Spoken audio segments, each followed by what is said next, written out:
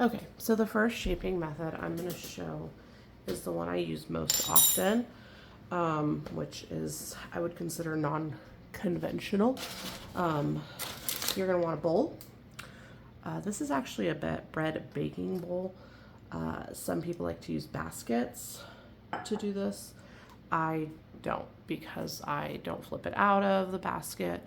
I bake in parchment paper, so I crumble up the parchment paper so it's a little more flexible and easy to work with. I put it in my bowl, and then here is my not messy, unconventional way of shaping sourdough. And this I started doing it because I don't always want to cover my counter with flour. And so what I do is I take a spoon and I generously put a few tablespoons of flour on the rim of my dough. And then with very clean hands, I kind of start moving it around and kind of letting that flour get under my dough. So I'm pulling a little bit, kind of getting it on there. And then I'm going to pick it up and I'm going to start shaping it. So what I'm doing is I'm tucking the dough under itself. If it starts getting sticky, you can dip it a little bit in the flour. And so I'm just stretching the dough. So stretching and pulling it under. So it kind of looks like that underneath. You might notice like little black dots in my dough, and that's because I use Redmond's real salt, and it has minerals in it. And so it does sometimes have little spots, and they're fine. So what I'm doing is I want a nice tight skin.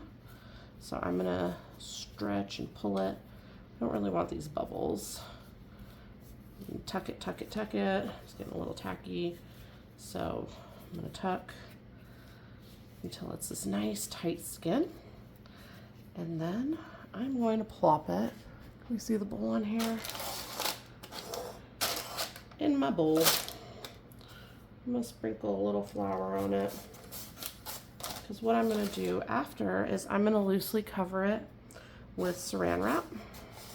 And I'm going to place it in the fridge to do something that's called cold retard. And so it slows down the fermentation process. But what this enables me to do is, for one, it develops the flavor. And for two, I can go to bed right now. And in the morning, I can heat up my Dutch oven and pop this in and bake bread. I can also do that 5 days from now. I like to leave it up to 5 days to develop more flavor. What I normally do is I'll do 2 doughs at one time, bake one, sometimes same day. So if I don't want to put this in the fridge, what I would do is let it sit out on the counter or in the oven with the light on for about an hour and a half or so to let it rise again, and then I would bake it. But I want to go to bed because it's after 10. So I'm going to put some saran wrap on this, and tomorrow I'm going to bake it. And it's going to be great. And then the next one will sit in the fridge for a couple days until we eat this one, and then it'll be baked. So it's nice to kind of prep 2 at a time if you have a family that likes to eat bread.